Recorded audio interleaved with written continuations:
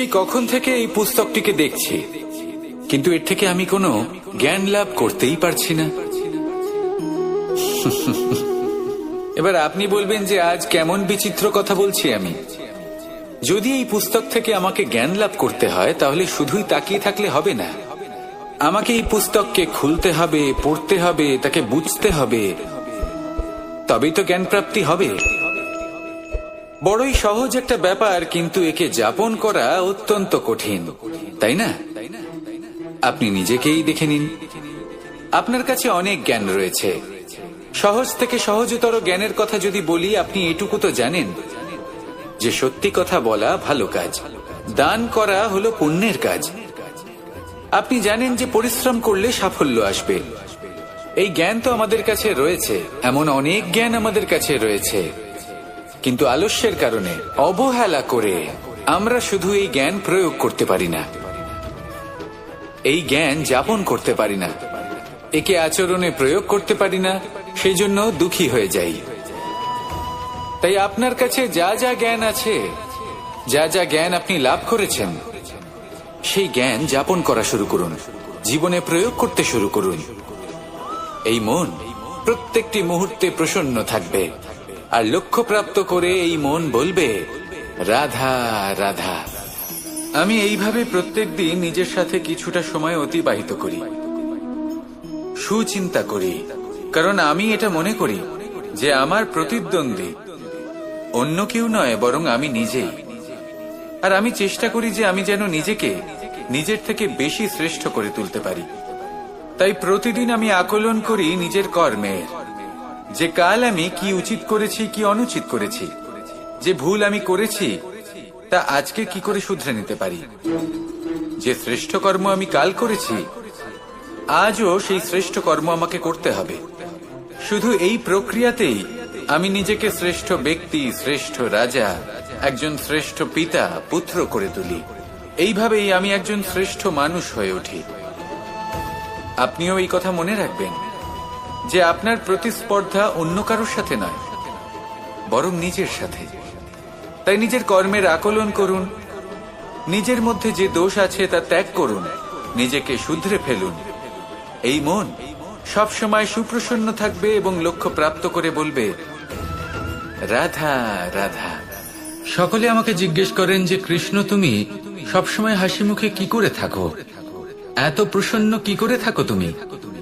এই সমগ্র সংসারে চতুর্দিকে সমস্যা রয়েছে, দুঃখ রয়েছে, তাও হাসি মুখে কি করে থাকো?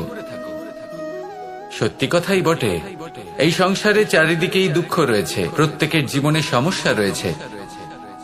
কৃষ্ণের জীবনে একটু বেশি সমস্যা রয়েছে, তাও আমি হাসতে থাকি। কেন? কারণ হলো প্রেম। আমার সমস্ত মনোযোগ কেন্দ্রীভূত থাকে সেই প্রেমের প্রতি যা আমি পেয়ে থাকি। যেমন রাধার প্রেম, দ্বারকার প্রেম, দাদার প্রেম, স্ত্রীর প্রেম, পুত্রের প্রেম, মাতা পিতার প্রেম আদি ইত্যাদি। আমার মনোযোগ এই প্রেমের প্রতি কেন্দ্রীভূত থাকে।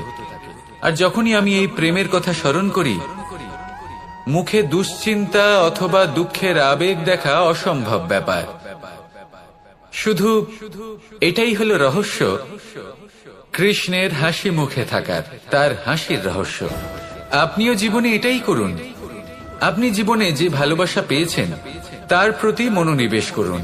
ধন্যবাদ জানান সেই প্রেমকে, ধন্যবাদ জানান সেই সকল ছোট ছোট বস্তুকে যা আপনি জীবনে পেয়েছেন। আমি নিশ্চিত রূপে বলতে পারি যে আপনার সমস্ত জীবন বদলে যাবে।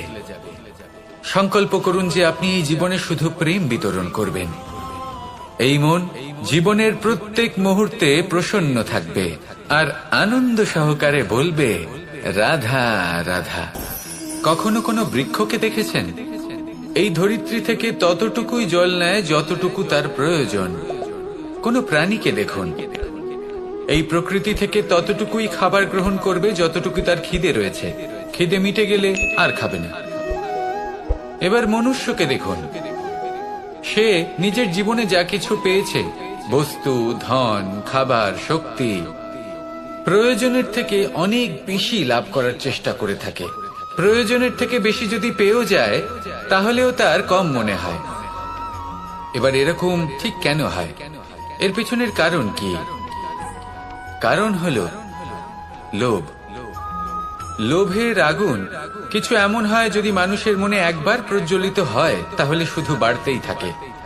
ততক্ষণ বাড়বে যতক্ষণ না আপনি নিজে তাকে বাধা দিচ্ছেন। তবে এই লোভের আগুন নিয়ন্ত্রণ করা সম্ভব। পরিমিতিবোধ,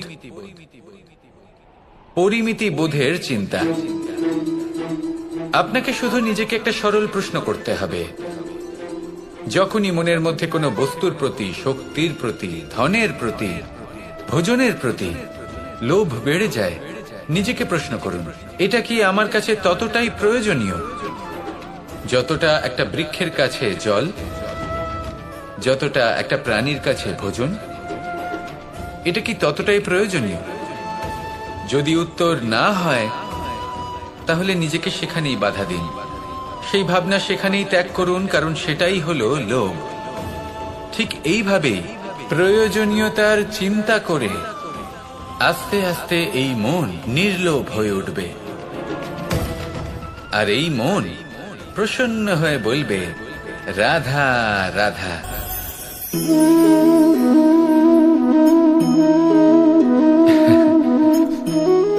ঘুমের মধ্যে আমরা বিভিন্ন ধরনের স্বপ্ন দেখি, কিছু সুখের, কিছু দুঃখের, কিছু অত্যন্ত ভয়ানক। কিন্তু সত্যি কথা বলতে এর উপর আমাদের কোনো নিয়ন্ত্রণ নেই।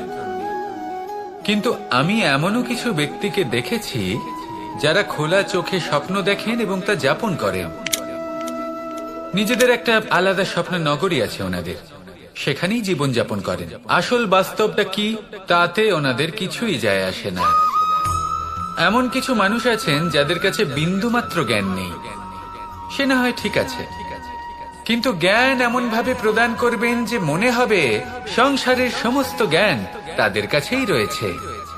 এমন কিছু মানুষ আছেন যারা ভালোবাসতে জানেন না, আর তাও আমি মেনে নিলাম, কিন্তু কথা এমন ভাবে বলবেন তাতে মনে হবে যেন প্রেমের বিষয়ে সবকিছু শুধুমাত্র ইনিই জানেন।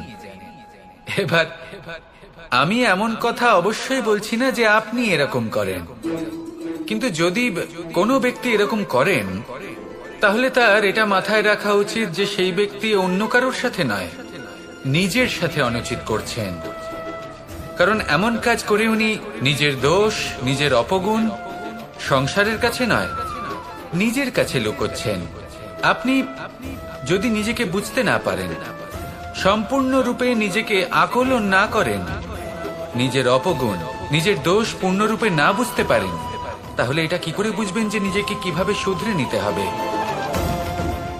আপনাকে নিজের সত্য স্বীকার করতেই হবে, তারপরেই আপনি নিজেকে পরিবর্তন করতে পারবেন। তাহলে স্বপ্নে নয় বাস্তবে বাঁচুন, আনন্দে বাঁচুন, আর আমার সাথে ভালোবেসে বলুন, রাধা রাধা। মানুষের জীবন দেখলে এতে সংকটও আসবে, বিপদও আসবে, অনেক সমস্যাও আসবে। কখনো কখনো এমন সময় আসবে যখন আমাদের আপনজনের থেকে সাহায্য চাইতে হয়। আমরা সাহায্য চাই আর তারা সাহায্য করেও দেন, আমাদের সংকট থেকে মুক্তও করে দেন। কিন্তু যখন এই সময় বদলে যায়, যখন সুখের সময় আমাদের জীবনে আসে, তখন আমাদের মনে একটা অহংবোধ জেগে ওঠে। মনে হয় উপকার আবার কি, সেই ব্যক্তি সাহায্য করেছিলেন তাতে কি, উনি তো নিজের কর্তব্য পালন করছিলেন। সেই ব্যক্তি আমাদের ধন দিয়েছিলেন যখন প্রয়োজন ছিল, তো আমরা সেই ধন তো ফিরিয়ে দিয়েছি, উপকার কিসের? এই ভাবনা অনুচিত। যদি কোনো ব্যক্তি আপনাকে সাহায্য করে থাকে যখন কেউ করেনি, যখন আপনার সবথেকে বেশি প্রয়োজন ছিল, সেই সাহায্য অমূল্য, আর সেটা উপকারী বটে। যদি কেউ উপকার করেন তাহলে বিনম্র চিত্তে ভালোবেসে আজীবন তার উপকারের প্রতি কৃতজ্ঞ থাকুন। কারণ সত্যি কথা বলতে এই সংসারে উপকার করার মতো ব্যক্তি খুব কম রয়েছেন, আর উপকারীর কথা মনে রাখেন এমন কৃতজ্ঞ ব্যক্তি আরো কম। সেই জন্য জীবনে কৃতজ্ঞ থাকুন, আর আমার সাথে ভালোবেসে বলুন, রাধা রাধা। কথায় আছে, অন্ধকারে প্রদীপ প্রজ্বলিত করলে চতুর্দিক আলোকিত হয়, কিন্তু যদি এই প্রদীপ আমি সূর্যের আলোর সম্মুখে সকালবেলায় প্রজ্বলিত করে রেখে দিই, তাহলে কি হবে? আপনি বলবেন যে এটা করে তো কোনো লাভই হলো না। সূর্যের প্রকাশের সামনে এই প্রদীপ আসলে কিছুই নয়। এবার এই চিন্তা ভাবনা প্রত্যেক দিন করতে হবে, আর একটা অমূল্য শিক্ষা পেতে হবে। মনে করুন যে আপনি মহাপুরুষের সামনে বসে আছেন, কোনো মহাজ্ঞানীর সামনে। তাহলে সেই ব্যক্তির সামনে নিজের জ্ঞানের প্রদীপ প্রজ্বলিত করবেন না, নীরব থাকুন, আর সেই ব্যক্তির সূর্যের প্রকাশের মতো জ্ঞান প্রাপ্ত করুন। যতটা পারবেন জ্ঞান লাভ করুন। যদি এমন কোনো সময় এমন কোনো স্থানে আপনি আছেন যেখানে চতুর্দিক অন্ধকার, কারোর কাছেই জ্ঞান নেই, সেখানে নিজের জ্ঞানের প্রদীপ প্রজ্বলিত করুন। এমন করলে দুদিক থেকেই আপনার লাভ হবে। আপনার জ্ঞান প্রাপ্তিও হবে, আর জ্ঞানের সঠিক প্রয়োগও করতে পারবেন। আর এই মন প্রসন্ন হয়ে বলবে, রাধা রাধা। আমি রাধাকে ভালোবাসি, আর এই কথাটা সমগ্র সংসার জানে। আর সময় অন্তরে লীলার দ্বারা, বিভিন্ন ঘটনা দ্বারা, কর্মের দ্বারা আমি নিজের এই ভালোবাসা রাধার সামনে প্রকাশ করি। এবার আপনি বলবেন, এসবের কি প্রয়োজন? রাধা কি এই কথা জানে না যে কৃষ্ণ তাকে কতটা ভালোবাসে? অবশ্যই জানে, কিন্তু এই যে ভালোবাসা, তা মনে রেখে দেওয়ার জন্য নয়, তা প্রকাশ করার জন্য। আর বারংবার এই ভালোবাসাকে প্রকাশ করা উচিত, উচিত সময় এবং উচিত সুযোগ দেখে। কিরকম? এবার যদি আপনি প্রেমীর সাথে কোনো উৎসবে থাকেন, তাহলে তার সাথে নৃত্য সঙ্গীত করুন। যদি ভিড়ের মাঝে থাকেন, তখন প্রেমীকে সম্মান করুন, একান্তে প্রসাধন করুন। দুঃখের সময় তার হাত ধরে থাকুন, সুখের সময় আলিঙ্গন করে রাখুন। এই প্রেম যত প্রকাশ করবেন, ততই এই প্রেমের বৃদ্ধি হবে। এই প্রেম আরো বেশি গভীর হবে, অটুট হবে। তাই এই প্রেমকে মনে নয়, আপনার জীবনে স্থান দিন। মন খুলে প্রকাশ করুন, আর আমার সাথে ভালোবেসে বলুন, রাধা রাধা। এবার ধরুন আমাকে দ্বারকা থেকে হস্তিনাপুর যেতে হবে, আর পথে আমি প্রত্যেকটা এমন স্থানে দাঁড়াচ্ছি যেখানে আমার মন আপ্লুত করার মতো কোনো দৃশ্য দেখতে পাচ্ছি, বা কোনো ব্যক্তিকে দেখতে পাচ্ছি, বা কোনো প্রসঙ্গ দেখতে পাচ্ছি, বা কোনো নাটক দেখতে পাচ্ছি। তাহলে কি আমি কখনো হস্তিনাপুরে উচিত সময় পৌঁছতে পারবো? কখনোই নয়। মানুষকেও ঠিক এই কথাটাই মাথায় রাখতে হবে। মানুষ মনের মধ্যে একটা লক্ষ্য স্থির করেন, সেই পথে অগ্রসর হয়ে পড়েন। এবার সেই পথে এগোতে এগোতে অনেক মানুষজন, অনেক ঘটনা, অনেক সমস্যা চলে আসে, যার ফলে তার মন বিচলিত হয়ে পড়ে। যদি মন বিচলিত হয়ে যায়, তাহলে লক্ষ্যের প্রতি কিভাবে একাগ্রচিত্ত হবেন? সেই জন্য অত্যন্ত আবশ্যক যে আপনি সময়ের সদ্ব্যবহার করুন সেই পথে চলার জন্য। সেই পথে সামনে এগোতে থাকুন, চোখ থাকবে শুধু লক্ষ্যের দিকে। যখনই আপনি বুঝবেন যে আপনি লক্ষ্যভ্রষ্ট হচ্ছেন, আবার সেই পথে নিজেকে টেনে আনুন। ঠিক এইভাবেই এগোতে থাকুন, সাফল্যের শিখরে গিয়ে পৌঁছন, আর সেখানে গিয়ে আনন্দের সাথে উচ্চ স্বরে বলুন, রাধা রাধা। কি অমূল্য, কি সুন্দর এই রত্ন! এবার ভেবে দেখুন, যদি আমি এই রত্নকে ব্যবহার করি আখরোট ভাঙার জন্য, তাহলে কি হবে? বা ভেবে দেখুন, এই রত্ন নিয়ে আমি যদি বন্ধুদের সাথে খেলা করতে শুরু করে দিই, তাহলে কি হবে? আপনি তো হাসবেন আমার ওপর। আপনি বলবেন, এত অমূল্য একটা রত্ন, এর দ্বারা কত দুঃখ দূর করা সম্ভব। এই মূল্যবান রত্নের আমি অপব্যবহার করছি। একদম ঠিক বলেছেন, আমি মেনে নিচ্ছি। মূল্যবান বস্তুর অপব্যবহার করা অনুচিত, কিন্তু আপনিও তো তাই করছেন, তাই না? ভেবে দেখুন, মানুষ এই সংসারের সর্বশ্রেষ্ঠ প্রাণী, আর মানুষের এই শরীর সব থেকে মূল্যবান রত্ন। এবার এর সাথে আপনি কি করছেন?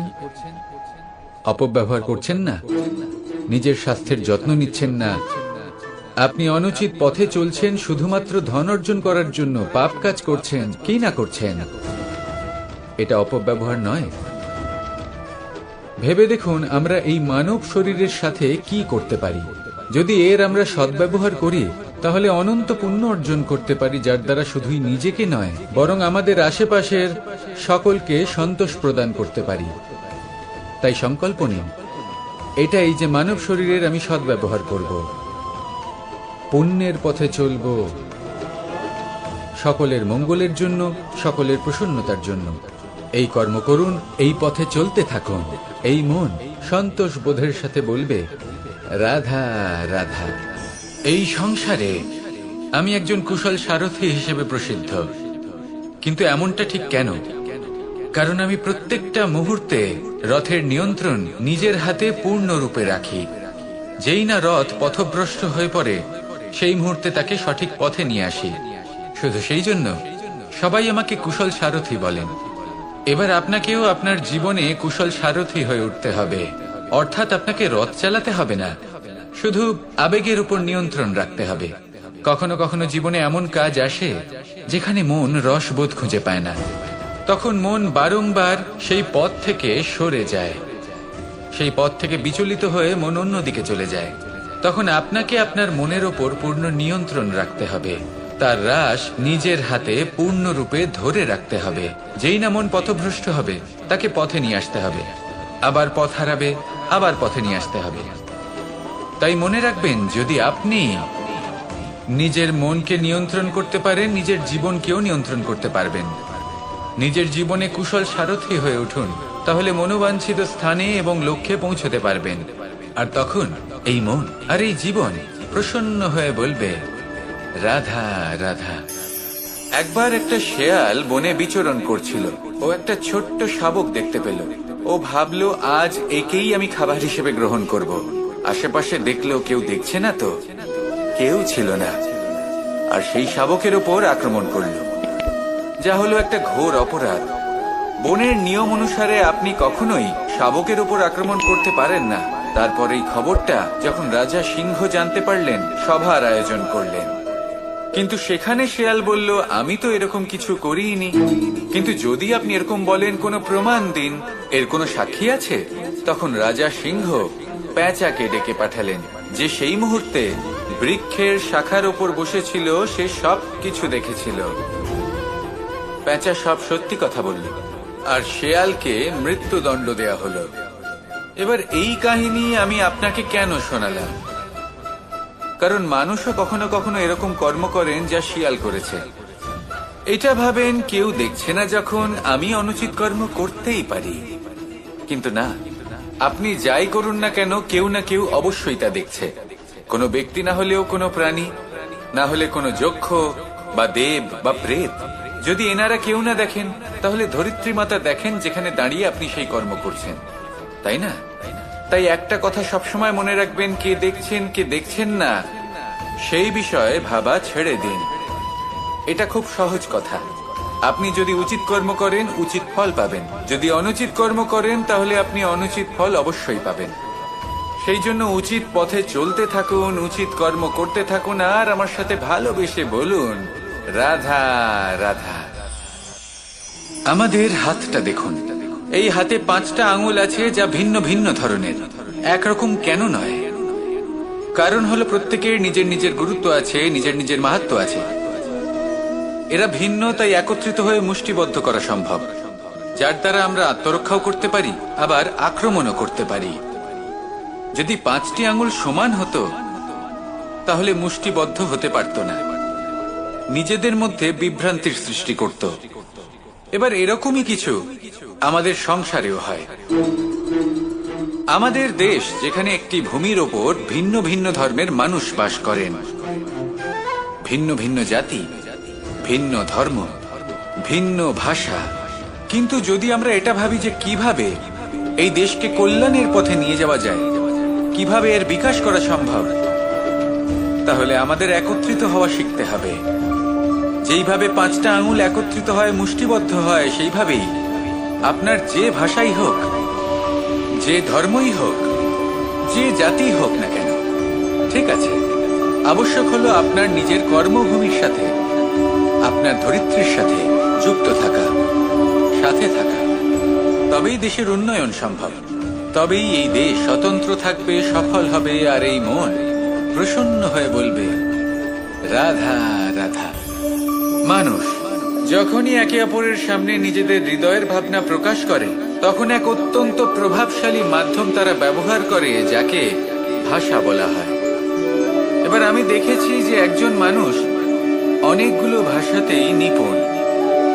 আমি এটাও দেখেছি যে মানুষ অনেকগুলো ভাষায় কথা বলে, কখনো কখনো অনেক ভাষা মিলিত করে তার প্রয়োগ করে, উচিত প্রকারে তাকে ব্যবহার করে না, না সেটাকে সম্মান করে, আর না ভাষাকে শুদ্ধ রাখে। আর এটা হলো অনুচিত। যদি ভাষাকে শুদ্ধ রাখেন, তাহলে ভাষা আপনার চরিত্রকে শুদ্ধ রাখবে, তা আপনার একাগ্রতা বাড়িয়ে তুলবে। এই প্রত্যেক ধ্বনিকে অনুভব করে যদি আপনি শব্দের উচ্চারণ করেন, ভাষাকে প্রয়োগ করেন, তাহলে আপনিও আনন্দ পাবেন, আর যিনি শুনছেন সেই ব্যক্তির কানেও মধুর শব্দ বাজবে। তাই মনে রাখবেন, যে ব্যক্তি ভাষার পবিত্রতাকে সম্মান করে, তাকে সংসারও সম্মান করে। ভাষাকে শুদ্ধ এবং পবিত্র রাখুন, তাহলে ভাষা আপনার চরিত্রকেও শুদ্ধ এবং পবিত্র রাখবে। আর এই মন সুপ্রসন্ন হয়ে বলবে রাধা রাধা। আমি রথে যাত্রা করি, তাতে বারবার পথে থামি আর দেখি যে আমি অনুচিত দিকে যাচ্ছি না তো, আমি উচিত পথেই যাচ্ছি তো। কারণটা কি? কারণ হলো যাতে আমি পথভ্রষ্ট না হয়ে যাই। জীবনযাত্রাতেও এটাই প্রয়োজন। জীবনযাত্রায় ভোগ বিলাসের পথে হারিয়ে যাওয়া খুব সহজ। বারবার থেমে আপনাকে দেখতে হবে, নিজেকে কিছু প্রশ্ন করতে হবে। আমি কি আজ সেই কর্মই করছি যেটা আমি করতে চেয়েছিলাম? আমি কি আজ সেই জীবন যাপন করছি যেমন আমি যাপন করতে চেয়েছিলাম? যদি এই প্রশ্নগুলোর উত্তর হ্যাঁ হয়, তাহলে এগোতে থাকুন, নয়তো থেমে যান এবং বিচরণ করুন। মনে রাখবেন, এই সংসার অত্যন্ত জটিল, আর এতে হারিয়ে যাওয়া অত্যন্ত সরল। সেই জন্য নিজে থেকে বারবার থামা এবং জীবন চিন্তন করা অত্যন্ত আবশ্যক। তাহলে সেটাই করুন, আর আমার সাথে ভালোবেসে বলুন রাধা রাধা। এই ফল কি তা বলার কোনো প্রয়োজন নেই, এই ফল কতটা সুস্বাদু সেটাও বলার কোনো প্রয়োজন নেই। ধরুন এমন কোনো মানুষ আসলেন যিনি জানেন না এটা কোন ফল। তিনি এটা দেখে ভাববেন এ তো কাঁটার একটা গুচ্ছ মনে হচ্ছে, নিয়ে ফেলে দেবেন। সেখানে দ্বিতীয় কোনো ব্যক্তি যিনি বুঝদার, তিনি দেখবেন, ভাববেন যে প্রকৃতি এর গায়ে এত কাঁটা কেন দিয়েছে? অবশ্যই সুরক্ষার জন্য দিয়েছে, অর্থাৎ ভিতরে অবশ্যই অমূল্য কিছু রয়েছে। সেই ধরনের ব্যক্তি এই ফলের অন্তরে প্রবেশ করেন এবং এই ফলের আনন্দ উপভোগ করেন। এরকমই কিছুটা আমাদের সংসারেও আমরা দেখতে পাই। প্রত্যেকদিন আমরা নতুন নতুন মানুষের সাথে পরিচিত হই। এমন কিছু ব্যক্তি থাকেন যাদের সাথে প্রথম আলাপের পর আমাদের এটা মনে হয় যে এই ব্যক্তিকে দেখে একটু রাগী ব্যক্তি মনে হচ্ছে, বড়ই অহংকারী বোধ হচ্ছে, উদ্ধত মনে হচ্ছে। বেশিরভাগ মানুষ প্রথম আলাপের পরে তাদের সাথে দূরত্ব বজায় রাখবেন, কিন্তু যিনি বুঝদার ব্যক্তি তিনি ভাববেন যে এই ব্যক্তি এমন কেন করছে। হয়তো সুরক্ষার খাতিরে এই ব্যক্তি নিজেকে এরকম করে তুলেছেন যাতে অন্য কোনো ব্যক্তি এসে ওনার সময় নষ্ট না করেন, ওনার আবেগের সাথে ছলনা না করেন, খেলা না করেন। হয়তো অতীতে এমন কোনো ঘটনা ঘটেছে যার জন্য এই ব্যক্তি কিছুটা এরকম হয়ে গেছেন। এমনই একজন ব্যক্তি সেই ব্যক্তির মনের গভীর পর্যন্ত পৌঁছতে পারেন, আর সেখান থেকে শুভ গুণগুলিকে বাইরে বের করে আনতে পারেন।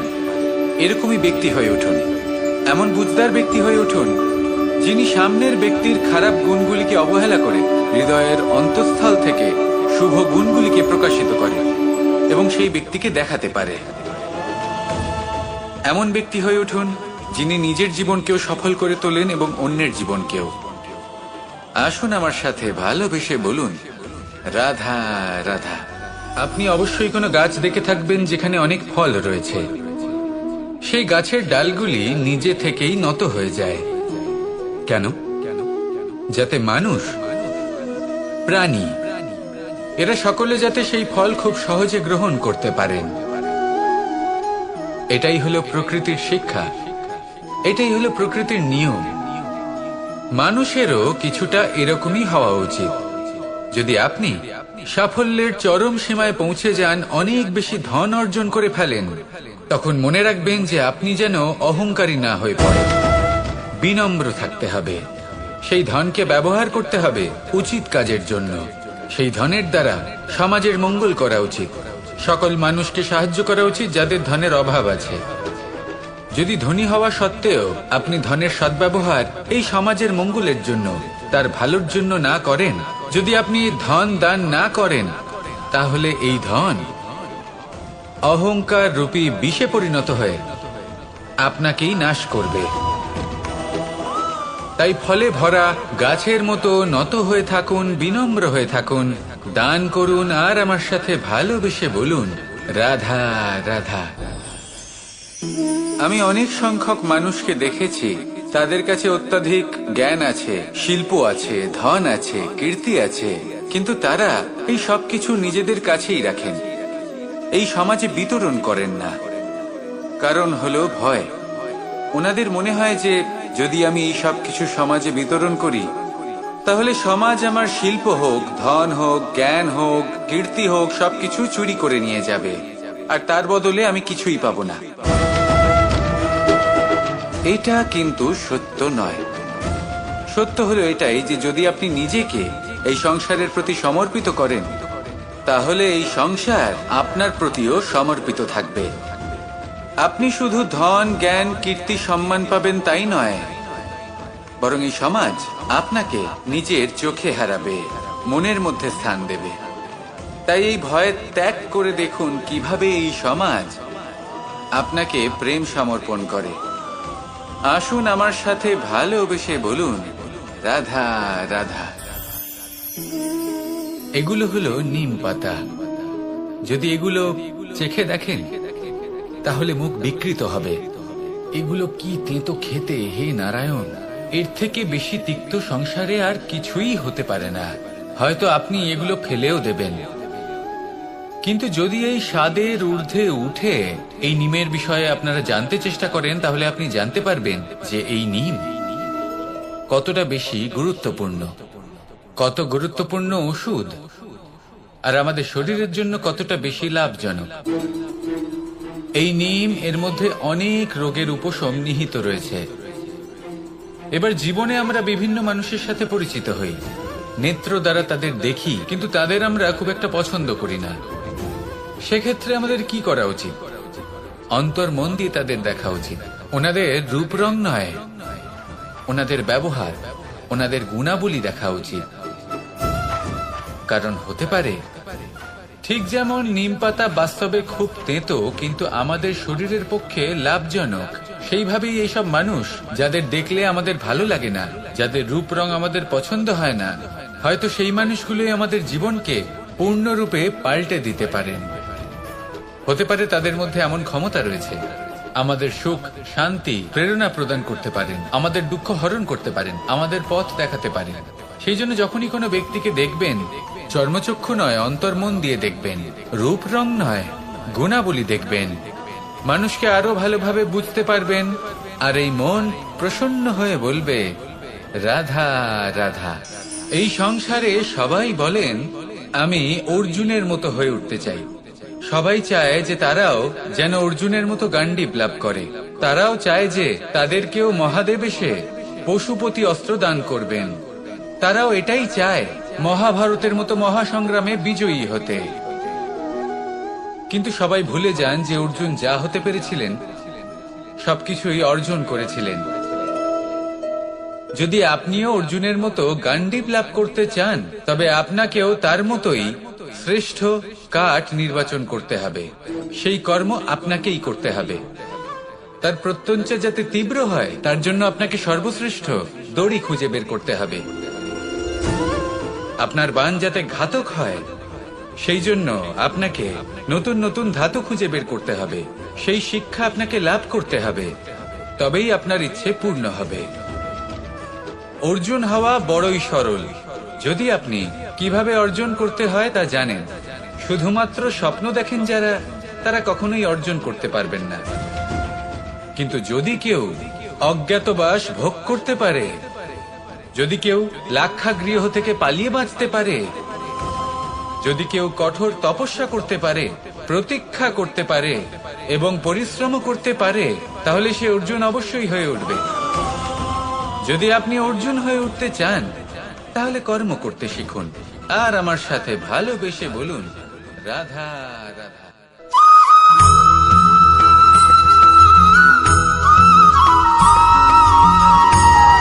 কখনো কখনো আমরা খুব ব্যথিত হয়ে পড়ি। আমরা নিজেদের পরিবারের জন্য এত কিছু করি আর তারা আমাদের দেখলেই ভয়ভীত হয়ে পড়ে, আমাদের দেখলে বিরক্ত হয়। কখনো নিজেদের সন্তানকে বিকাশের পথে অগ্রসর করার জন্য আমরা তাদের উপর একটু জোর দিই যাতে তারা পরিশ্রম করে, কিন্তু সেই সন্তান আমাদের উপর বিরক্ত হয়ে পড়ে।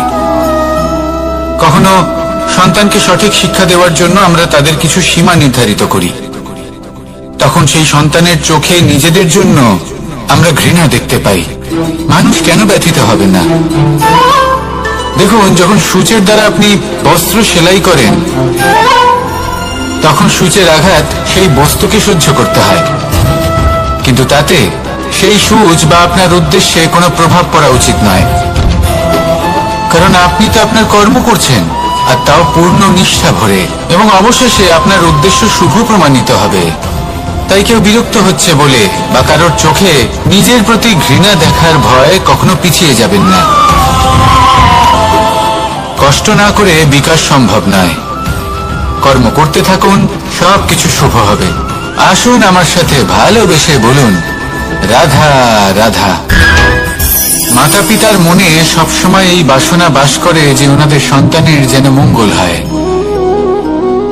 নিজের সন্তানকে সেই সবকিছু দেওয়ার সবসময় চেষ্টা করতে থাকেন যেগুলো তারা নিজেরা নিজেদের জীবনে কখনো পেতে পারেননি, এবং এই প্রক্রিয়ায় সব থেকে গুরুত্বপূর্ণ বিষয়টি ভুলে যান, নিজের সন্তানকে সেই জিনিস দেওয়া যেটা উনি সব থেকে আগে পেয়েছেন। আমি ধনের কথা বলছি না, আমি বলতে চাইছি নিজের অভিজ্ঞতা দ্বারা ওনারা যে মানসিক স্থিতি লাভ করেছেন,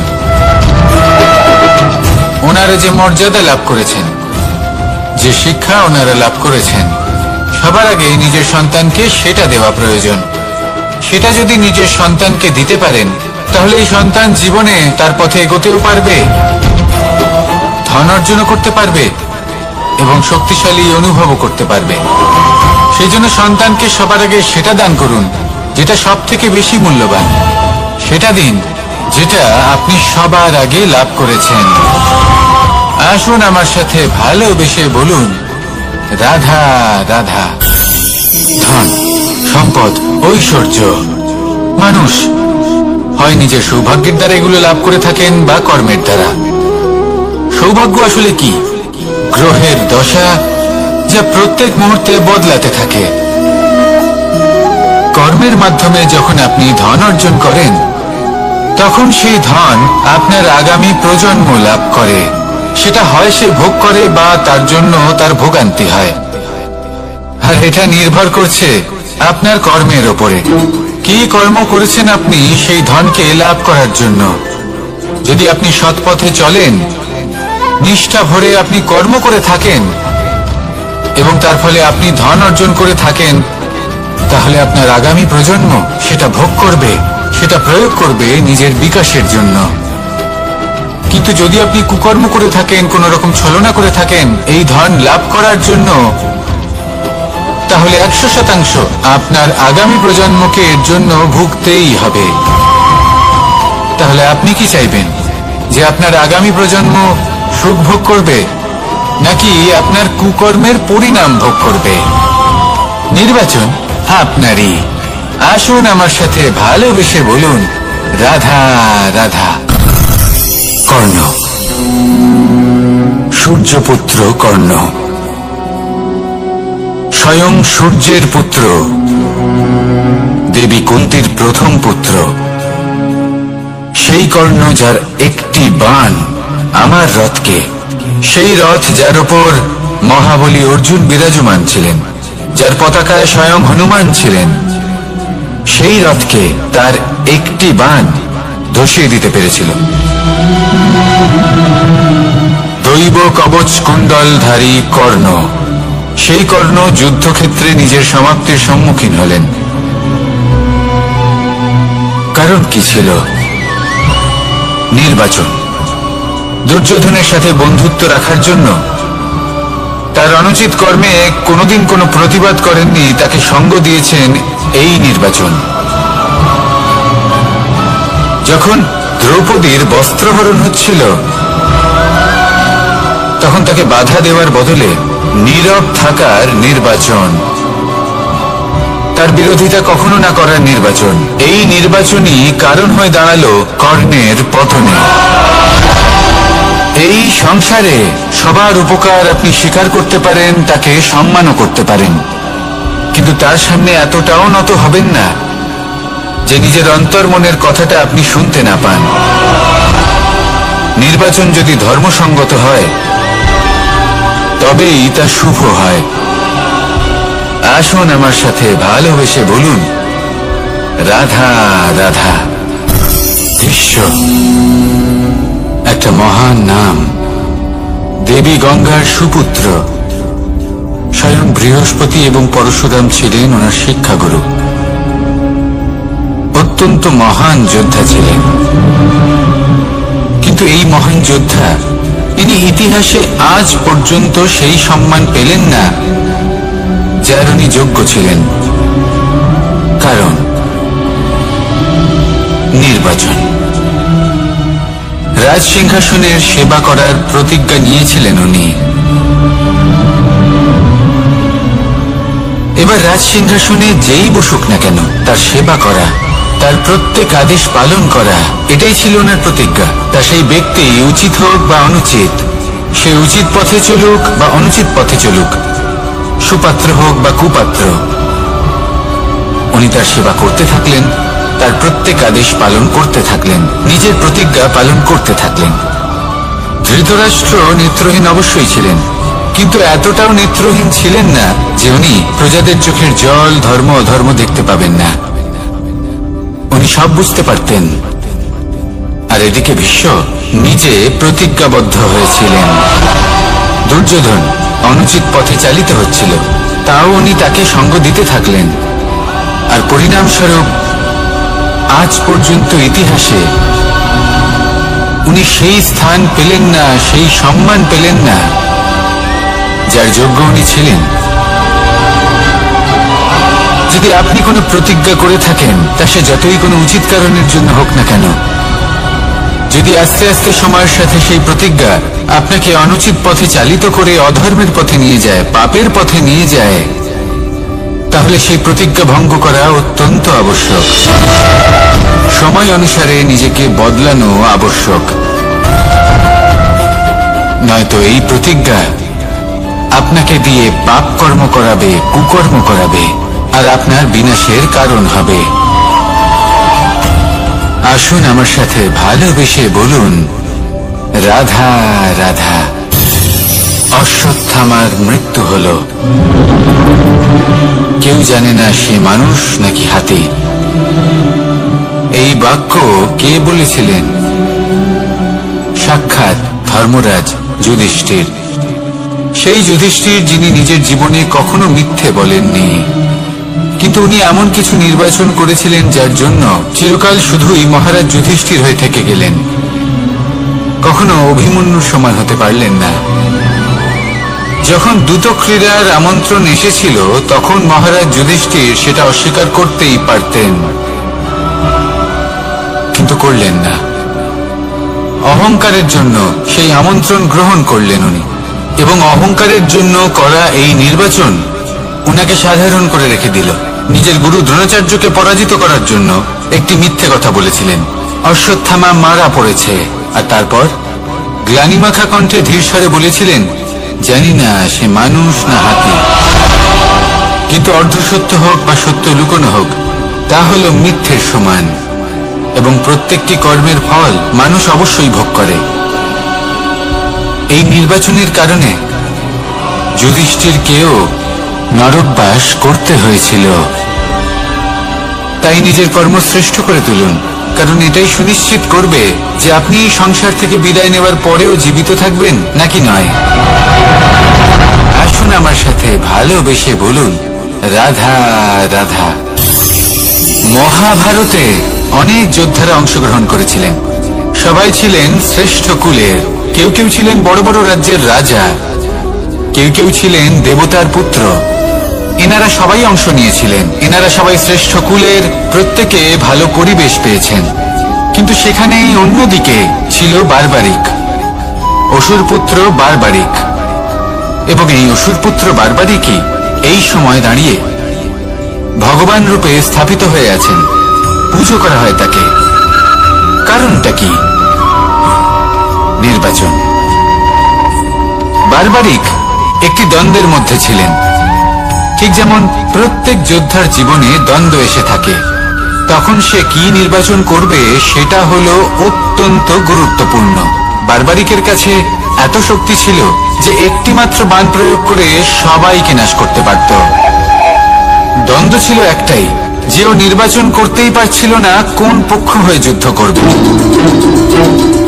ও নির্বাচন ছিল এটাই যে ও কোনো পক্ষের হয়েই যুদ্ধ করবে না, বরং নিজের মস্তক সে দান করবে। আর এই কর্মের কারণে, এই নির্বাচনের কারণে আজকের সময়ে দাঁড়িয়ে ওকে ঘাটুশ্যাম রূপে পুজো করা হয়। মনে রাখবেন, শুধু আপনার ব্যক্তিত্ব গুরুত্বপূর্ণ নয়, আপনি কোথা থেকে আসছেন, কোন কুলে আপনার জন্ম, শুধুমাত্র সেটা গুরুত্বপূর্ণ নয়। সব থেকে বেশি গুরুত্বপূর্ণ হলো আপনার কর্ম, আপনার নির্বাচন। আসুন আমার সাথে ভালোবেসে বলুন রাধা রাধা। যখন আমরা মৌন থাকি তখন আমরা কতটা শক্তি ব্যয় করি, বিন্দুমাত্র নয়। সেখানেই যখন আমরা রুষ্ট হই তখন আমরা কতটা শক্তি ব্যয় করি। আমাদের রক্ত গরম হয়ে ওঠে, চোখ থেকে যেন অগ্নি বর্ষা হয়, আমরা চিৎকার করতে থাকি, জোরে কথা বলি, কখনো কখনো আমরা অনুচিত কর্ম করে বসি। সবকিছুই ক্রোধের বশে করি। এবার এই ক্রোধকে মৌনতায় পরিণত করতে হবে। এই কাজটা চোখে দেখা যায় না, এই কাজ সরল নয়, এই কাজ হলো অত্যন্ত কঠিন এবং এই কাজই শ্রেষ্ঠ। সেই ব্যক্তি শক্তিশালী নন যিনি কথায় কথায় ক্রুদ্ধ হয়ে যান, কথায় কথায় যিনি আক্রমণ করেন। আজ্ঞে না, সব থেকে বেশি শক্তিশালী ব্যক্তি হলেন তিনি যিনি নিজের ক্রোধকে মৌনতায় পরিবর্তন করতে পারেন, যিনি শান্ত মনে পরিস্থিতিকে বোঝেন, তার আকলন করেন আর তারপর বিবেকের দ্বারা সিদ্ধান্ত নেন। তিনি হলেন সব থেকে শক্তিশালী ব্যক্তি।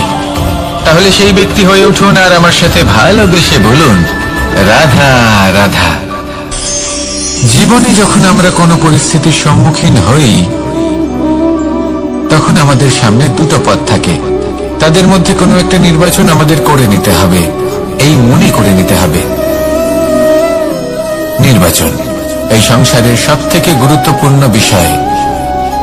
একটা নির্বাচন আপনার বর্তমান বদলে দিতে পারে, আপনার ভবিষ্যৎ বদলাতে পারে, আগামী প্রজন্মের জন্য ইতিহাস রচনা করতে পারে। একটা নির্বাচন। এবার দেখুন, যে পরিস্থিতি আপনার সামনে আছে আপনাকে সেই পরিস্থিতির সম্মুখীন হতেই হবে, সেই কষ্ট সহ্য করতেই হবে, সেই মতোই কাজ করতে হবে। শুধু এই বিষয়টা নির্বাচন করতে হবে যে এই পরিস্থিতির সম্মুখীন হওয়ার সময় আমি কি দুর্বল হয়ে থাকব নাকি আমি শক্তিশালী হয়ে থাকব। এই নির্বাচন এই মনের মধ্যে করতে হবে। আর এই নির্বাচন হলো সব থেকে বেশি গুরুত্বপূর্ণ নির্বাচন। যদি নিজের মনকে শক্তিশালী করে তুলে সেই পরিস্থিতির সম্মুখীন হন তাহলে কিছুই আপনাকে বাধা দিতে পারবে না। পূর্ণ নিষ্ঠার সাথে, সাহসের সাথে এই মনকে শক্তিশালী করে তুলুন, তাহলে কোনো সংকট আপনাকে না বাধা দিতে পারবে না ভাঙতে পারবে। আপনি নিজে সাফল্যের শিখরে পৌঁছতে পারবেন আর এই মন প্রসন্ন হয়ে বলবে রাধা রাধা। জীবনের সব থেকে বেশি মূল্যবান বস্তু কি? ধন, স্বর্ণ, মাণিক্য, আভূষণ?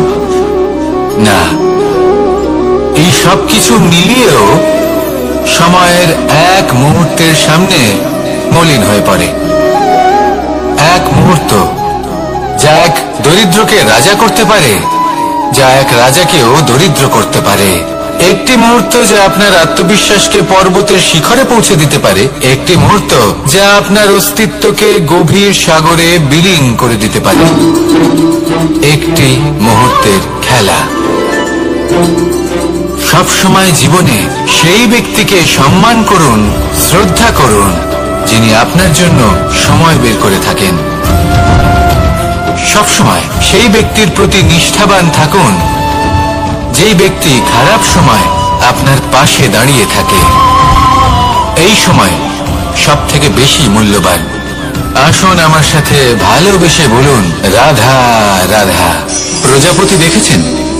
কি সুন্দর হয়, তাই না? এই প্রজাপতি, ওদের দিকে তাকালে নিজের অজান্তেই নিজের মুখে হাসি ফুটে ওঠে।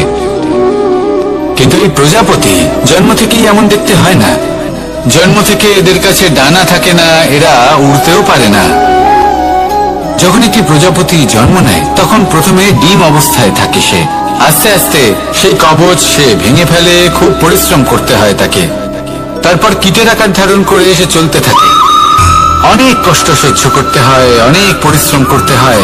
তারপর তার রূপ বদলে যায়, তারপরে তার ডানা গজায়, তারপরে সে উড়তে পারে। এই নিরন্তর পরিশ্রমই সাফল্যের মূল মন্ত্র হয়। কখনো কখনো প্রতিভাও কম পড়ে যায় যদি নিরন্তর পরিশ্রম না করা হয়, যদি সমর্পণের ভাব মনে না থাকে, দৃঢ় নিষ্ঠা না থাকে। আর কখনো কখনো সেই ব্যক্তি যার মধ্যে বিশেষ প্রতিভা থাকে না, সেই ব্যক্তি নিরন্তর পরিশ্রম করে, নিজের মনে সমর্পণের বোধ জাগিয়ে তোলে, দৃঢ় নিষ্ঠার সাথে কর্ম করে আর সাফল্য লাভ করে। সেই জন্য আপনি জীবনে যেখানেই পৌঁছে যান না কেন, নিরন্তর পরিশ্রম করতে থাকুন। তবেই আপনার ভবিষ্যৎ রঙিন প্রজাপতির মতন গগনচুম্বী হবে। তবেই এই সংসার আপনাকে দেখবে এবং নিজের অজান্তেই এই সংসার নিজের মুখে হাসি ফুটিয়ে তুলবে এবং এই সংসার আমার সাথে ভালোবেসে বলবে, রাধা রাধা। পুরাণে আমরা দেখেছি যে মাতা পিতা কতটা মহান হতে পারেন। কিভাবে শ্রী গণেশ নিজের মাতা পিতাকে পরিক্রমণ করলেন এবং পরম পূজনীয় হয়ে উঠলেন। কিভাবে ভক্ত শ্রবণ নিজের অন্ধ মাতা পিতাকে তীর্থযাত্রায় নিয়ে যাবেন বলে নিজের কাঁধে ওনাদের বসালেন এবং বয়ে নিয়ে গেলেন। এরকম অনেক অমূল্য শিক্ষা আমরা লাভ করে থাকি পুরাণ থেকে। কিন্তু এসব কথা হলো পুরাণের কথা। কথা বলা যাক আমাদের জীবন নিয়ে। আমাদের এই জীবনে আমাদের মাতা পিতা কেন আমাদের কাছে এতটা অমূল্য? কেন আমরা ওনাদের এতটা ভালোবাসি? কেন আমরা ওনাদের এত সম্মান করি? আর কেনই বা ওনাদের এতটা সম্মান করা উচিত? মমতার কারণে। মায়ের মনের এক ধরনের মমতা, পিতারও এক ধরনের মমতা। এই দুইয়ের মমতা ভিন্ন, কিন্তু এনাদের দুজনের মমতার কেন্দ্রবিন্দু হলো এনাদের সন্তান। মাতা মমতার কারণে সকালে তাড়াতাড়ি উঠে পড়েন, খাবার তৈরি করেন, এটা ভাবেন যে আমার সন্তান যেন অভুক্ত না থাকে। অন্যদিকে পিতা ইচ্ছে না থাকা সত্ত্বেও নিজের মমতাবোধের কারণে নিজের সন্তানের প্রতি কঠোর হন, তাকে জ্ঞান প্রদান করেন, শিক্ষা প্রদান করেন, কারণ উনি চান যে ওনার সন্তান যেন পরবর্তীতে উন্নতি করে, কখনো অভুক্ত না থাকে। এটাই হলো মমতা মাতা পিতার। আর এই মমতা সংসারের অন্য কোথাও আপনি পাবেন না। তাই সবসময় নিজের মাতা পিতাকে সম্মান করুন, ওনাদের ভালোবাসুন, যতটা ইচ্ছে ভালোবাসুন। আর এই ভালোবাসার সাথেই বলুন, রাধা রাধা। সম্পর্ক হলো আমাদের জীবনের একটি আধার। কিছু সম্পর্ক এমন যা আমরা জন্মসূত্রে লাভ করি, যেমন পরিবার, মা বাবা। কিছু সম্পর্ক আছে যা আমরা জীবনে অর্জন করে থাকি, তা সে প্রেমের হোক, স্নেহের হোক বা বন্ধুত্বের। এই সকল সম্পর্ক লাভ করার বা গড়ে তোলার 5টি ধাপ রয়েছে। প্রথম ধাপ, কোনো ব্যক্তির সাথে আলাপ হওয়া, তার সাথে কথা বলা বা তাকে দেখা। দ্বিতীয় ধাপ, সে ব্যক্তিকে আমাদের ভালো লাগা। তৃতীয় ধাপ, আমাদের এটা চাইতে শুরু করা যে জীবনে এই ব্যক্তি যেন আমাদের বন্ধু হন, আমাদের জীবনে থাকেন, বা আমাদের কাউকে ভালোবেসে ফেলা আর এটা আমাদের ভাবা বা চাওয়া যে সেই ব্যক্তি যেন আজীবন আমার সাথে থাকেন, আমার জীবনে আমার সাথী হয়ে। চতুর্থ ধাপ, লাভ করা। এবার এই ধাপটি অনেক মানুষের পক্ষেই খুবই সরল হয়, বড়ই সরল ভাবে নিজেদের সঙ্গীকে লাভ করে থাকেন। কিছু মানুষের জন্য এই ধাপ অত্যন্ত কঠিন হয়ে থাকে। অনেক প্রতিকূল পরিস্থিতির উপর জয়লাভ করে তারা সঙ্গীকে লাভ করেন, কিন্তু লাভ অবশ্যই করেন। এরপরে আসে পঞ্চম, অন্তিম এবং সব থেকে গুরুত্বপূর্ণ ধাপ। সেটা হলো সেই সম্পর্ক পালন করা।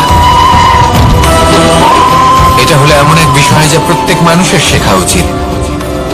যদি ব্যক্তি নিজের জীবনে সম্পর্ক রক্ষা করতে শিখে যান, তবে প্রত্যেক সম্পর্ক তার জীবনকে স্বর্গ করে তুলবে। আসুন আর আমার সাথে ভালোবেসে বলুন, রাধা রাধা।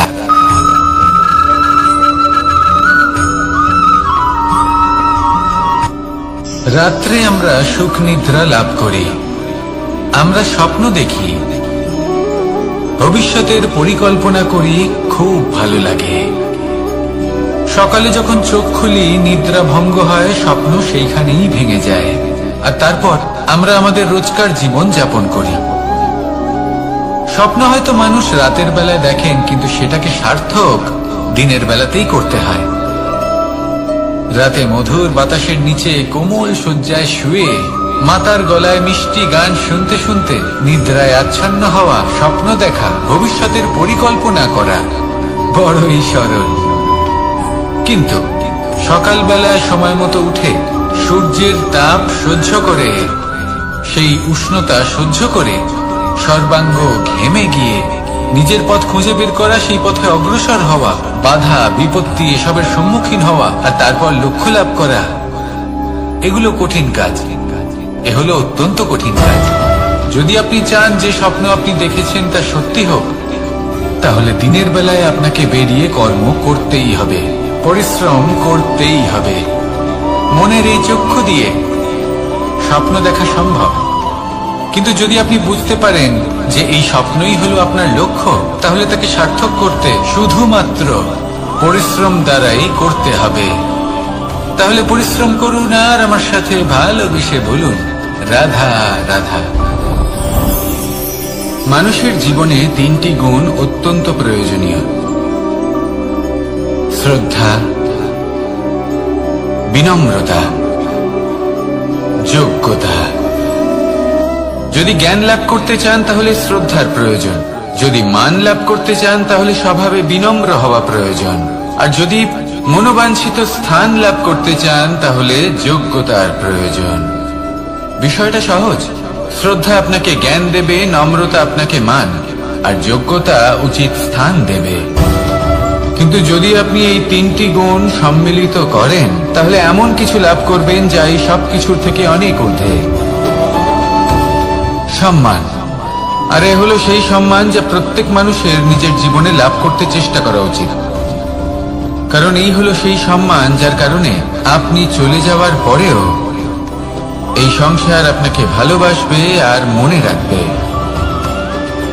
আসুন আমার সাথে ভালোবেসে বলুন, রাধা রাধা। আকাঙ্ক্ষা কখন লোভে পরিণত হয়ে যায় তা কেউ বলতে পারে না। এবার তার পরিণাম কি হতে পারে তাও আমরা কেউ জানি না।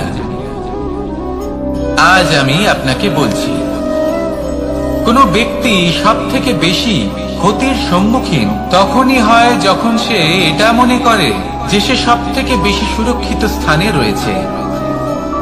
সে ভাবে যে সে সেখানে সুরক্ষিত রয়েছে। সে তখন অসাবধান হয়ে পড়ে, আর তখনই তাকে জীবনের সব থেকে বড় ক্ষতির সম্মুখীন হতে হয়। নিঃস্ব হয়ে যাওয়ার পরিস্থিতি কোনো মানুষের জীবনে তখনই আসে যখন তার কাছে প্রচুর সম্পত্তি থাকে এবং সে তার থেকেও অনেক বেশি সম্পত্তি অর্জন করতে চায়। সেই অনেক বেশি সম্পত্তি অর্জন করার চেষ্টায় সে এমন কিছু করে বসে যার ফলে তাকে সমস্ত সম্পত্তি হারাতে হতে পারে। একজন রচনাকার নিজেই নিজের প্রতিভা একদম শেষ করে দিতে পারে যখন সে অনেকগুলো কাজ নিজের কাঁধে নিয়ে নেয়। একটা গুরুত্বপূর্ণ কথা সবসময় মনে রাখবেন, আজ আপনি যেখানেই থাকুন না কেন, যেমনই যে কোনো স্থানেই থাকুন না কেন, এর পেছনে আপনার আকাঙ্ক্ষার একটা বিশাল ভূমিকা রয়েছে। কিন্তু মনে রাখবেন, আপনাকে শিখতে হবে যে কখন আর কিভাবে নিজের উচ্চাকাঙ্ক্ষাগুলিকে লাগাম পরাতে হবে, কারণ এটা অত্যন্ত আবশ্যক। তাই আসুন আর আমার সাথে ভালোবেসে বলুন, রাধা রাধা। অনেক সময় আমরা জীবনে অনেক মানুষকে এমন বলতে শুনে থাকি যে আমি অসফল হয়েছি কারণ আমার সময় ভালো যাচ্ছিল না। আমি এই জিনিসটা লাভ করতে চাইছিলাম কিন্তু করতে পারলাম না কারণ আমার সময়টা ভালো যাচ্ছিল না। আমি আমার জীবনে ওই মহান কাজটা করতে চাইছিলাম কিন্তু করতে পারলাম না। কেন? কারণ আমার সময়টা ভালো যাচ্ছিল না। কিন্তু যে মুহূর্তে ভালো সময় আমার জীবনে আসবে, আমি সব কিছু প্রাপ্ত করব। এমন প্রায় প্রত্যেকেই বলেন। আসুন একটা কথা বোঝা যাক। একজন মালিকে দেখুন, সে প্রত্যেক দিন গাছের সেবা করে, তাকে জল দেয়, তার যত্ন আত্তি করে। কেন? প্রত্যেক দিন সেই গাছ ফল দেয় না। সঠিক সময় এলে তবেই সেই গাছ ফল দেয়, কিন্তু প্রত্যেক দিন মালি তার সেবা করে, তাকে যত্ন করে। শুধুমাত্র তখন করে না যখন সেই গাছ ফল দিতে সক্ষম। আর যদি মালিক গাছের যত্ন প্রতিদিন না করে, তাহলে হয়তো সেই গাছ ফল দিতেই পারবে না। এটাই হলো আমাদের জন্য একটা শিক্ষা। যখন সময় আমাদের জন্য অপেক্ষা করে না, তখন আপনি সময়ের জন্য কেন অপেক্ষা করছেন? ভালো সময়ের জন্য অপেক্ষা করবেন না। ভালো এবং শুভ কর্ম দ্বারা ভালো সময়কে নিজের কাছে টেনে আনুন। নিরন্তর কর্ম করুন, পরিশ্রম করতে থাকুন। শুভ সময় আপনা থেকেই আপনার কাছে আসবে। আসুন আমার সাথে ভালোবেসে বলুন, রাধা রাধা। মানুষের এই সংসারে জীবনযাপন করার জন্য কিছু জিনিসের প্রয়োজন পড়ে। এমন কিছু আবেগ, এমন কিছু বস্তু আছে যেগুলো তার প্রয়োজন হয়। কিন্তু সব থেকে বেশি যে জিনিসটা তার প্রয়োজন হয় সেটা হলো সম্মানের। আমাদের ভালো লাগে যখন কেউ আমাদের সম্মান করে। আমরা কাউকে সম্মান করলে তারও সেটা ভালো লাগে। কিন্তু আপনি দেখবেন যে সংসারে বেশিরভাগ মানুষ দুটি মাপদণ্ডের ভিত্তিতে সম্মান করেন। হয় বয়স দেখে করেন বা উপার্জন দেখে, অর্থাৎ সেই ব্যক্তি কতটা উপার্জন করেন। এবার ভেবে দেখুন, এটা আবশ্যক নয় কারোর বয়স যদি বেশি হয় তার বুদ্ধিও ততটাই বেশি হবে। আবশ্যক এটাও নয় যে কোনো ব্যক্তি যদি অত্যন্ত ধনী হন বা তার মনও নির্মল হবে বা তিনি সৎকর্ম করবেন বা এমন কোনো কর্ম করবেন যাতে উনি সম্মান লাভ করতে পারেন। হতে পারে উনি ধনী কিন্তু দুশ্চরিত্র। সেই জন্য বয়স বা উপার্জন দেখে কোনো ব্যক্তিকে সম্মান করবেন না। কর্ম দেখুন। যদি গভীরভাবে ভেবে দেখেন তাহলে দেখবেন যদি কোনো মানুষ কোনো সৎকর্ম করেন তাহলে তার প্রতি হৃদয় থেকে সম্মান জাগ্রত হয়। এটাই হলো সেই সম্মান যা অর্জন করতে হবে। বয়স আজ আছে, কাল আরো বৃদ্ধি পাবে। উপার্জন আজ আছে, কাল সেটা কমে যেতেও পারে। কিন্তু যদি আপনি নিরন্তর শুভকর্ম করতে থাকেন তাহলে আপনি মৃত্যুর পরেও অমর হয়ে থাকবেন। আসুন আমার সাথে ভালোবেসে বলুন, রাধা রাধা। পাপ এবং পুণ্য, এই দুই হলো সংসারের এমন দুই বিন্দু যাকে কেন্দ্র করে এই সংসারের চক্র ঘুরতে থাকে। আমরা যদি কোনো কর্ম বিচার করি, হয় পুণ্য নয় পাপের দৃষ্টিভঙ্গি দিয়ে, এটা হয় পুণ্য না হলে পাপ। কিন্তু এই পাপ এবং পুণ্য এই দুই নির্ভর করে প্রত্যেক মানুষের উপর, তার চিন্তাধারা, তার পরিস্থিতির উপর। ধরুন এমন একজন মানুষ যিনি অনেক দিন ধরে বনে পথ হারিয়েছেন, অনেক দিন হয়তো উনি কোনো খাবার খাননি। এবার এমন পরিস্থিতি চলে এসছে যে এবার যদি উনি খাবার না খান তাহলে হয়তো জীবিতই থাকবেন না। আর এমন অবস্থায় ওনার সামনে যদি কোনো প্রাণী আসে তাহলে তাকে শিকার করা, এটা কিন্তু তার কাছে পাপ নয়, এটা তো জীবিত থাকার একমাত্র উপায়। এটা তার কাছে পুণ্য সম। আর যদি আমি এমন একজন ব্যক্তির কথা বলি যিনি সরল, যিনি একটি সুখী, শান্ত, সুরক্ষিত জীবনযাপন করছেন, তার কাছে কিন্তু এটা পাপ। এইরকমই এই সংসারে ভিন্ন ভিন্ন পরিভাষা আছে পাপ এবং পুণ্যের। তার মধ্যে যদি আমি আপনাকে একটি সরল পরিভাষা দিই, সেটা হলো জীবনে যখনই কোনো কর্ম করবেন সেটা নিয়ে একটু ভেবে দেখুন যে এই যে কাজটা আমি করছি তার ফলে এই যে অন্য মানুষেরা আছেন এই সংসারে, তারা কি দুঃখ পাবেন? যদি তারা দুঃখ পান তাহলে সেটা পাপ। যদি আপনি এমন কোনো কর্ম করেন যার ফলে অন্যরা প্রসন্নতা লাভ করেন, তাদের মুখে হাসি ফুটে ওঠে, যদি তারা প্রেরিত হন, জীবনে সামনে এগোতে পারেন, তাদের বিকাশ হয়, তাহলে এটা হলো পুণ্য। তাই জীবনে সবসময় পুণ্য করতে থাকুন আর আমার সাথে ভালোবেসে বলুন রাধা রাধা। বনস্পতি ফলনের জন্য আমাদের কিসের প্রয়োজন পড়ে? একটু ধরিত্রীর, একটু পরিশ্রমের, আর একটা বীজের। এবার যদি মানুষের কথা বলি, তাহলে এখানে ধরিত্রী হলো মানুষের এই জীবন, যেখানে মানুষ নিজের ইচ্ছের ফল ফুল ফলন করতে চায়। পরিশ্রম হলো আমাদের কর্ম, আর বীজ হলো আমাদের নির্বাচন। আমাদের বেছে নিতে হবে যে আমরা কি বপন করব, আম নাকি ফণি মনসা। এর মধ্যে আমরা কি পেতে চাই? রসালো ফলের ফলন চাই নাকি কাঁটার ফলন চাই, তা আমাদের উপর নির্ভরশীল। কিন্তু একটা কথা ঠিক, লক্ষ্য যেমনই হোক না কেন, জীবন যেমনই হোক না কেন, যদি আপনি লক্ষ্যের দিকে এগোতে থাকেন তাহলে কর্মের সাথে খামখেয়ালি আচরণ করতে পারবেন না। যদি আপনি এমন করেন তাহলে এটা আপনাকে একটা অনুচিত লক্ষ্যে পৌঁছে দেবে, সেটা কিন্তু নিশ্চিত। সবসময় এটা মনে রাখবেন, কর্মের সাথে খামখেয়ালি হবেন, অর্থাৎ কর্মফলও আপনার সাথে খামখেয়ালি হবে। তাহলে নিষ্ঠার সাথে কর্ম করতে থাকুন আর নিজের লক্ষ্যকে প্রাপ্ত করুন। আর আমার সাথে ভালোবেসে বলুন রাধা রাধা। অগ্নি চতুর্থ তত্ত্ব, সব থেকে বেশি গুরুত্বপূর্ণ, কিন্তু তার থেকেও বেশি ভয়াবহ। কখনো অগ্নিকে নিয়ন্ত্রিত রূপে উনুনে জ্বলতে দেখেছেন? এই অগ্নি আমাদের খাবার বানাতে সাহায্য করে, যা আমাদের শক্তি প্রদান করে। কিন্তু এই অগ্নি যখন বিচলিত হয়ে, অনিয়ন্ত্রিত হয়ে কোন বনের আগুন হয়ে ওঠে, তখন মহা বিনাশ ঘটে যায়। আপনারই অন্তরের ঊর্জা হলো এই অগ্নি। এটা আপনার শক্তিও, আপনার ক্রোধ। একে ব্যবহার কিভাবে করবেন তা আপনারই হাতে। যদি কোনো ব্যক্তি নিজের অন্তরের এই ঊর্জাকে ব্যবহার করেন শক্তির রূপে, তাহলে সে বিকাশ ঘটাতে পারে, নির্মাণ ঘটাতে পারে। কিন্তু যদি কোনো ব্যক্তি তার অন্তরের ঊর্জাকে বিধ্বংসী অস্ত্র বানিয়ে ফেলেন, তাহলে নিশ্চিত রূপে মহা বিনাশ ঘটতে পারে, যাতে বিনাশ তারও অবশ্যই হবে।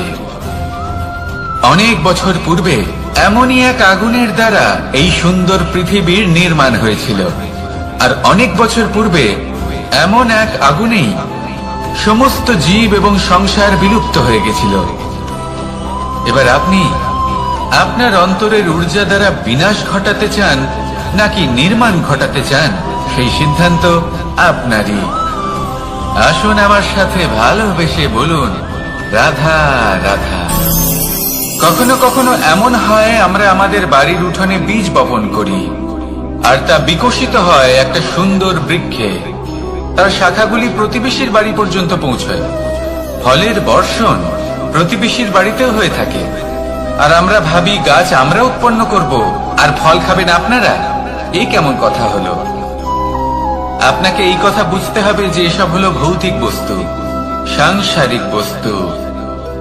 কখনো নিজের বাড়ির বাগানে ভালোবাসার গাছ বপন করে দেখুন, তার শাখাও প্রতিবেশীর বাড়ি পর্যন্ত পৌঁছবে, ফলের বর্ষণ সেখানেও হবে। কিন্তু সেই ফল চাইতে আপনাকে যেতে হবে না, সেই ফল দ্বিগুণ মাত্রায় আবার আপনার কাছেই ফিরে আসবে। তাই নিজের বাড়িতে আর নিজের মনে ভালোবাসার গাছ উৎপন্ন করুন, এই জীবন প্রসন্ন হয়ে বলবে রাধা রাধা। অ দিয়ে অন্ত, আ দিয়ে আরম্ভ, এই দুইয়েরই রাশি সমান। যদি আপনি মন দিয়ে দেখেন তবে দেখবেন এদের সম্পর্ক খুবই নিবিড়। কিভাবে? যখন কোনো কিছু শুরু হয় এটা নিশ্চিত হয়ে যায় যে তা সমাপ্তও হবে। আরম্ভই যদি না হয় তা সমাপ্তও হবে না। যা আরম্ভ হয়েছে তার সমাপ্তি হলো অবশ্যম্ভাবী। এটাই হলো প্রকৃতির নিয়ম, একে এড়ানো যায় না। এবার এই কথা আমরা সকলে জানি। এবার মানুষ কি ভাবে যে সমাপ্তির পরে কি হতে পারে, এর উত্তর তাদের কাছে নেই। তাদের উচিত অন্য কোনো বিষয় ভাবা যা বেশি গুরুত্বপূর্ণ। এবার মানুষ এটা জানে না যে মৃত্যুর পরে কি হতে পারে, কিন্তু এই কথা অবশ্যই জানে যে জন্ম থেকে মৃত্যু পর্যন্ত এই সময়, যাকে আমরা জীবন বলে থাকি, এই সময় আমরা কর্ম করতে পারি। এই কথা তো আমরা জানি। তাহলে এমন কি কর্ম করা যেতে পারে যা আমাদের সমাপ্তির পরও আমাদের প্রাসঙ্গিক করে রাখতে পারে, এই বিষয় ভাবা উচিত। যে জন্মগ্রহণ করেছে তার মৃত্যু হবেই, এটা সাধারণ বিষয়। কিন্তু ইতিহাস আজও সেই সকল মানুষজনকে স্মরণ করেন যাদের এই সংসার তাদের মৃত্যু নয়, বরং তাদের জীবনকালে যে কর্ম তারা করেছেন তার দ্বারা মনে রাখেন। সেই কর্মের কারণে এই সংসারে তাদের নাম, তাদের কর্ম, তাদের ব্যক্তিত্ব, তাদের কীর্তি অমর হয়ে থাকে এবং থাকবে। আপনার কাছে এতটা সময় নেই যতটা আপনার মনে হচ্ছে আপনার কাছে আছে। সেই জন্য যত শীঘ্র সম্ভব শ্রেষ্ঠ কর্ম করুন, যতটা পারবেন ততটা অধিক সুকর্ম করুন। এই সংসারে নিজেকে অমর করে তুলুন আপনার মৃত্যুর পরেও। আর আমার সাথে ভালোবেসে বলুন রাধা রাধা। ওমা, এ কি? আমি কখন থেকে এখানে অপেক্ষা করছি, হাত পেতে দাঁড়িয়ে রয়েছি যাতে একটা ফল আমার হাতে এসে পড়ে এবং সেটা আমি খেতে পারি। কখন থেকে অপেক্ষা করছি, কিন্তু সেটা হচ্ছেই না। এবার আপনি বলবেন যে এসব কি বলছি, এ কি অদ্ভুত কথা বলছি। যদি ফল খেতে হয় তাহলে আমাকে বৃক্ষে চড়তে হবে, ফলের কাছে পৌঁছতে হবে, তবেই তো ফল পাবো।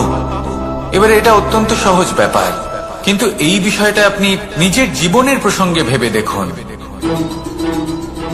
লক্ষ্য কোথায় আছে আপনি জানেন, সেই লক্ষ্যে পৌঁছানোর পথ কি সেটাও আপনি জানেন, সেই পথে চলার ক্ষমতাও আপনার রয়েছে, কিন্তু তাও আপনি নিজের লক্ষ্য লাভ করতে পারছেন না। কেন? কারণ আপনি অপেক্ষা করছেন যে লক্ষ্য আপনার সামনে চলে আসবে, কিন্তু তা হয় না। লক্ষ্য সে যাই হোক না কেন, ধন হোক, প্রেম হোক, কোনো সম্মান হোক বা মোক্ষ হোক, যদি আপনি তার দিকে অগ্রসর না হন তাহলে ফল প্রাপ্তি অসম্ভব ব্যাপার, তা কোনোদিনই হবে না। সেই জন্য আপনার চোখের সামনে আপনি যদি নিজের লক্ষ্যকে দেখতে পান তাহলে উঠুন এবং সেই দিকে অগ্রসর হতে শুরু করুন। নিজের অন্তরের সকল অশুভ গুণ দূর করুন, অলসতা ত্যাগ করুন, অজ্ঞানতা ত্যাগ করে দিন এবং চলতে থাকুন। অবশ্যই মনোবাঞ্ছিত ফল লাভ করতে পারবেন। মনে রাখবেন, চলতে থাকলে তবেই লক্ষ্য প্রাপ্তি হবে। অপেক্ষার দ্বারা শুধুমাত্র মৃত্যু লাভ হবে।